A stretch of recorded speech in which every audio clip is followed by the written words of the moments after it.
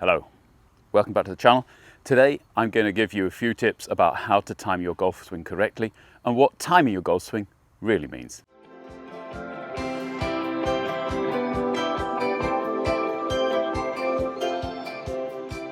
So I think everybody knows that timing your golf swing is important. I think everybody knows that it's usually your timing which is breaking down under pressure rather than the inherent parts of your golf swing.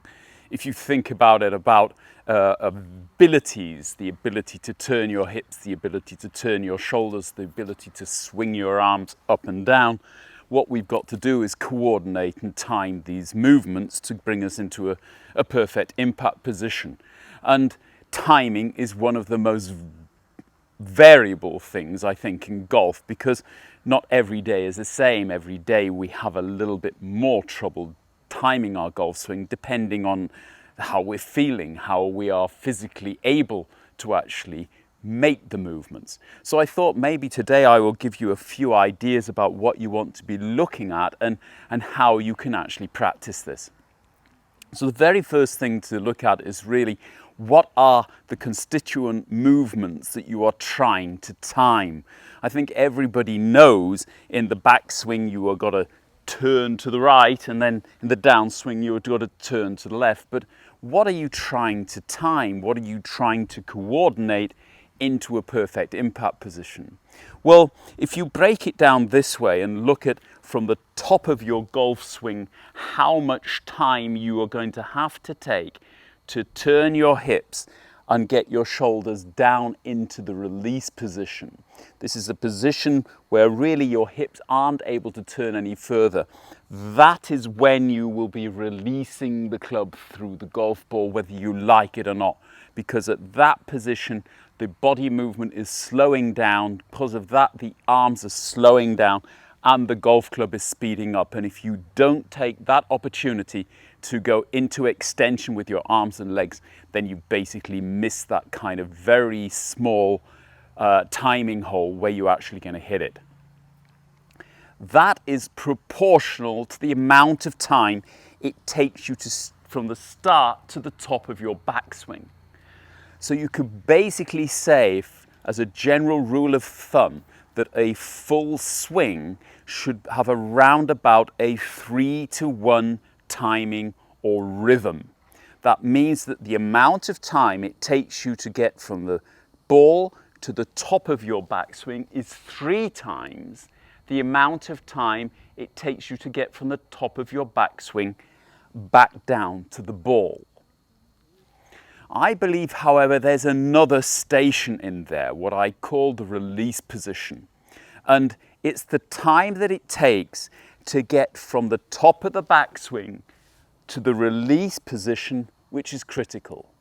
And in most cases, before you get to this release position, you've actually already started the extension in your arms.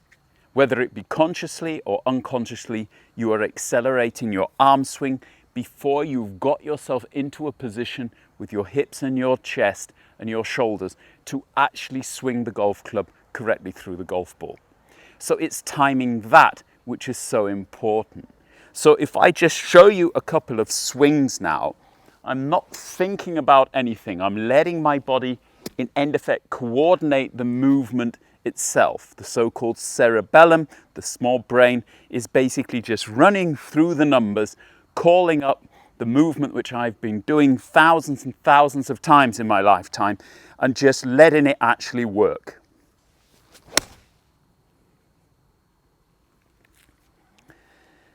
And I will put a little clock up so that you can actually see the amount of time that it's taking me. But generally speaking, it's going to be around about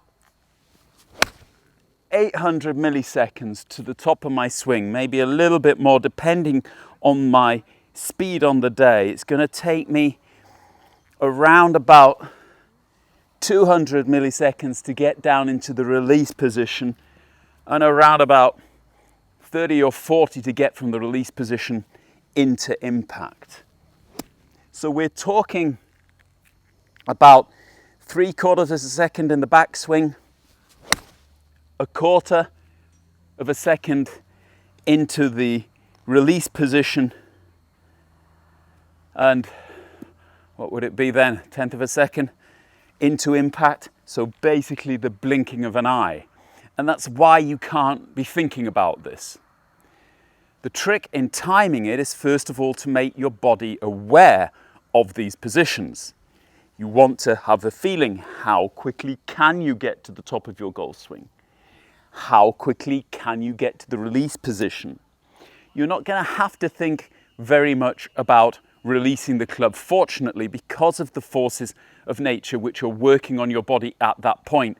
The slowing down of the body due to the end of the hip rotation will automatically cause you to release, and you will automatically, a little bit like throwing a stone on water, you will get that feeling of wanting to help the stone and wanting to help the golf club through the ball. So I wouldn't worry too much about that, but really it's getting that kind of feeling of how much time do I have.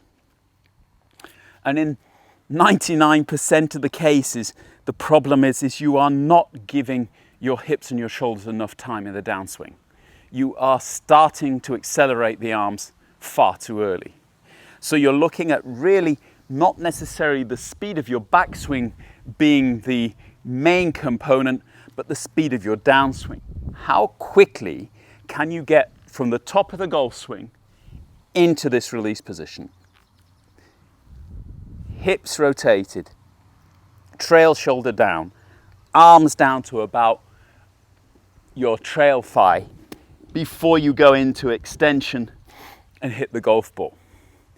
And what I want you to do is see, if you haven't got a camera, usually everybody has an iPhone or some kind of a telephone which can actually take high speed, and it will actually give you a counter on the video that you take of exactly how long that's taking. I want you to first see if you can actually get some kind of a comparison between how much time you can do it takes in the dry swings without a ball,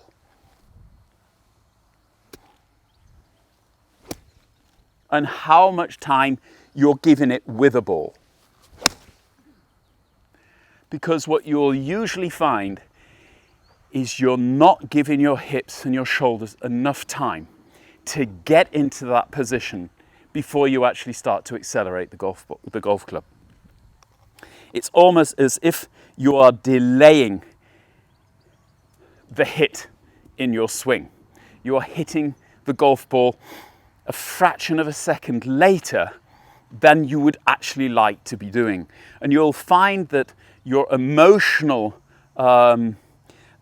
position over the golf ball will have a massive effect. If you are really wound up and really on an emotional peak, nervous, worried about the shot, fearful, you will actually give your hips even less time to turn, your shoulders even less time to get into this position. And so you want to try and give yourself time and swing, in your feeling at least, a little slower when you're getting nervous. You will actually see, if you time it or film it, it isn't getting any slower. On the contrary, usually if you're a little wound up, a little nervous over the shot, you're going to actually swing the golf club quicker in the downswing with your arms. And that's not something that you want. You've got to be giving your body time to clear before you go into extension.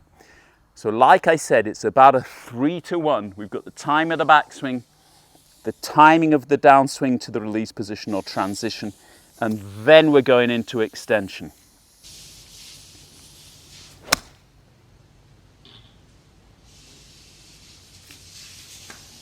By filming yourself regularly, you should be able to get a kind of an idea of exactly how quickly you can do this. And you want to be about the same speed every day. You don't want it to be fluctuating too much. If, however, you are actually finding that on some days you're feeling a little tired, you're not able to get around, you can't push it, you've got to accept that today is going to be a little bit slower, the ball's going to go a little bit shorter, rather than basically trying to go beyond the kind of speed that you're physiologically capable of doing.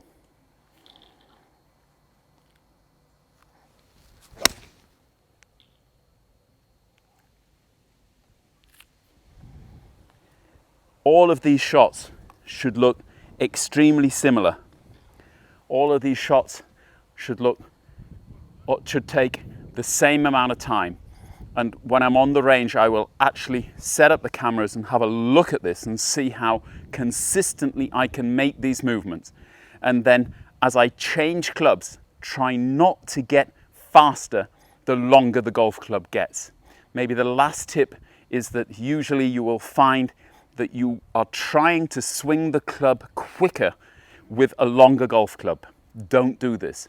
You are only physiologically capable of turning at a particular speed. And if you take a longer golf club which has a longer lever, it's actually creating more resistance to your rotation. So it's going to take you longer, not less time. The club is longer, so it's going to take it longer for the club to get back to the golf ball, not less time. Don't try and do it quicker. Try and find a speed and a tempo for all the clubs in your bag and try and keep that consistent through the bag with all of your full swings. Hope this helps you. If it does, don't forget to smash that like button. If you haven't subscribed to the channel already, please do so. Thank you again to all of my patrons. If you would like to support the channel, I shall leave a link below. Until the next one, I'll see you then.